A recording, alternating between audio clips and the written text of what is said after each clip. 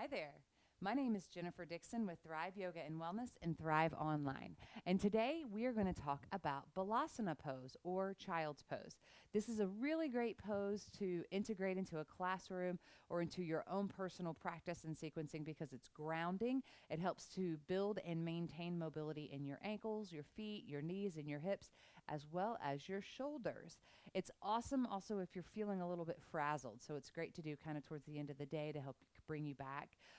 It's great to do like if you're just kind of super stressed out. Be a little bit weird to do that in the office, do this in the office, but I don't know, maybe your office is okay with that. I used to do some pretty random stretches when I was in the office world, corporate world. So, in order to get started, you're going to want to put the tops of your feet on the mat. Now, I get that this may not happen for you today. You might not have that mobility in your ankles. Totally okay. Grab a blanket or a small couch cushion and put it right here underneath the ankles to support the ankles and the tops of the feet. That will really, really, really help to reduce some of the pain.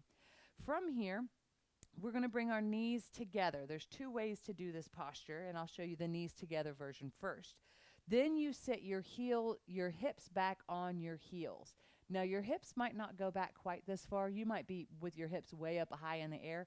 Totally okay. That's your child's pose, right? And then the next thing you do is press your forehead down to the mat. Now, you can do your child's pose with your palms down by either side of your waist and your hips rather, and they can be down or up, yogi's choice. This is a little bit more of a surrendering and calming child's pose. It's great to do like at the beginning or if you're getting a little bit overheated in a yoga class because you're just totally relaxing here. Or you can bring your hands forward, palms pressing into the ground. You can just relax everything down, forearms, elbows, everything hits the ground. But if you're going through a sequence where it's kind of more energizing, I suggest leaving the palms pressing into the ground and bring those elbows up. That'll help you to get the shoulders away and down from the ears, and it'll actually activate along your lats and inside your shoulders. You'll start to feel it. Plus, over time, you can use your hands into the mat to help push your bottom down closer to your heels. Alternatively, if you'd like, you can open up your knees about hips width. No, that would be mats width distance apart. And then sit your bottom back in the heels, and then you enter into the pose the exact same way. This is a little bit more of a hip opener when your knees are wide, and then when your knees are together, it's a little bit more of a low back stretch. I invite you to play with both of those options, knees together or knees apart. And then if you get to the point where you're doing one way more than the other, I suggest that you start to mix it up and do the one that might be a little bit more challenging because that's how you're going to open up your body.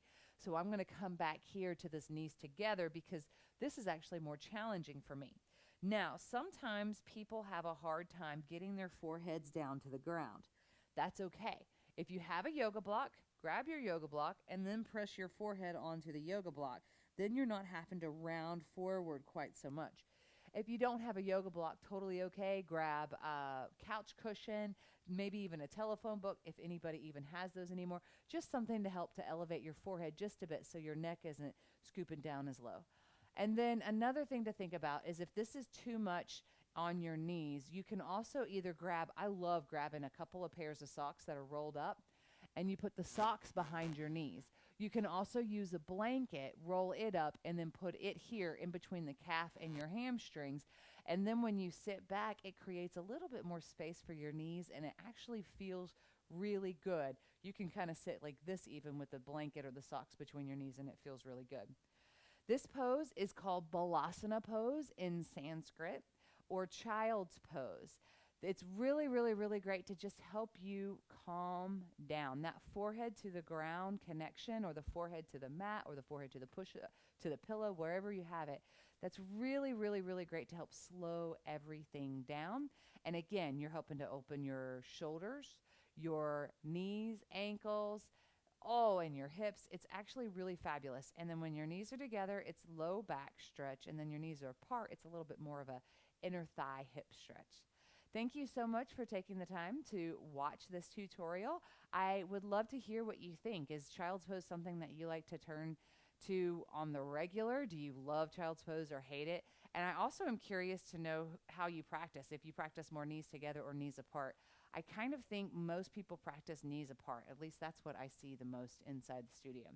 Thanks so much again for watching. My name's Jennifer Dixon. Don't forget you can leave a comment down below. Let me know what you want to see, what you think of the tutorial, and I can't wait to see you again soon. Take care. Bye-bye.